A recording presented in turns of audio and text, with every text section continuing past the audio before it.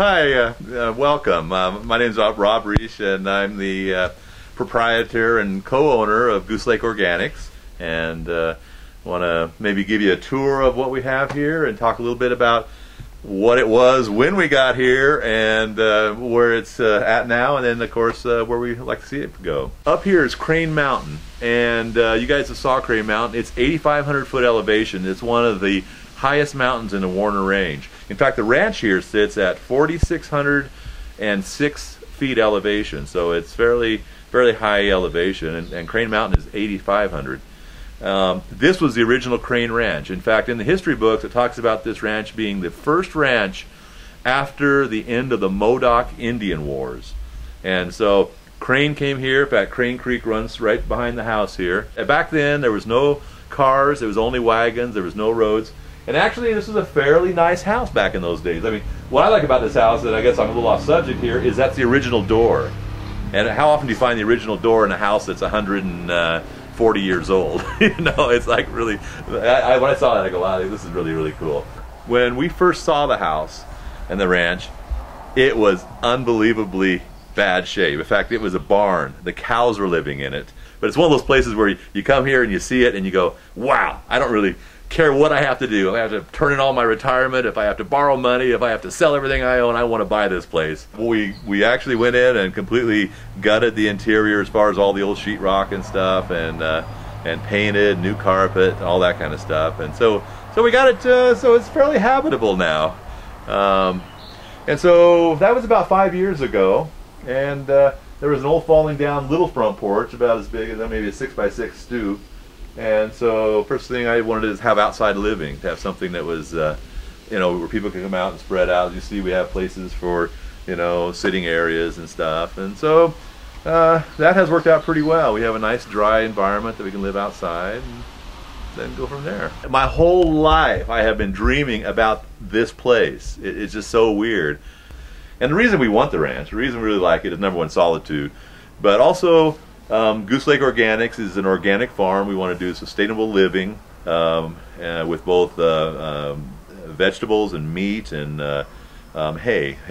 We get about 500 to 700 tons of hay off the place a year, and so we want to not only do that for ourselves, we want to do that for others. We want to provide good, healthy, organic vegetables to the local residents of Lake County, and also allow people through like the Wolfing program or Helper X program come in and experience living in a remote place and sort of living off the land, getting your feet and hands dirty, and you know, that kind of thing.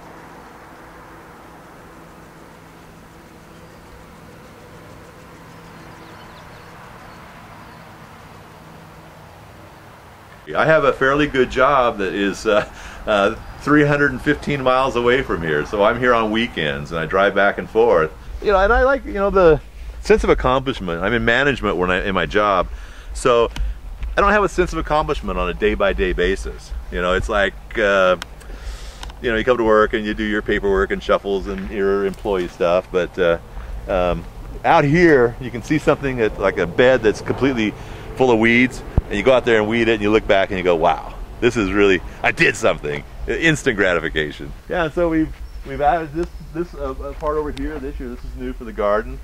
The garden was all this last year, and we're basically just expanding every year. I like adding to, right? Like building things. Like built a regulation sandlot volleyball court. You know, that's nice. You know, and so I like building and doing things. We just got sheep this year. We're getting chickens next weekend. And so I just like the adding on, doing things, you know, making it just better and better. There's a whole lot of emotion around this, right? If I was to be perfectly honest, part of it is fear, part of it is security. I mean, I grew up very poor, and at one point homeless in my life when I was a child, and lived in a car and all that kind of stuff. So one of the things, I figure if I have this place or any place, I can grow my own food, and there's a certain amount of stability and security, and that's sort of maybe that's an underlying motivation that got me always thinking about wanting this. But then being outside, I love backpacking and just being outside like all the time. And so having a farm, of course, you're outside all of the time.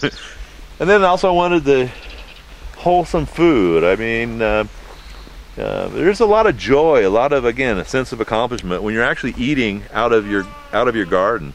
And last year, which was our largest garden up until this year, of course, the first time we had dinner, where like 80% of the stuff on the plate was all from the garden. It was like, I felt so good. It was almost like a celebration. It was like, oh my gosh, this has all come together. Here it is, you know. I guess between the security, the eating healthy, oh, and the other aspect of it is, I sort of like solitude once in a while. I mean, I like the city and all that, but I sort of am most comfortable when it's quiet and I have a lot of elbow room. So, and then again, also it's sort of learning. I mean, doing something completely different than what I've been trained to do in my job, you know, my real paying job and all that. And so the aspect of just learning and keeping it a learning experience.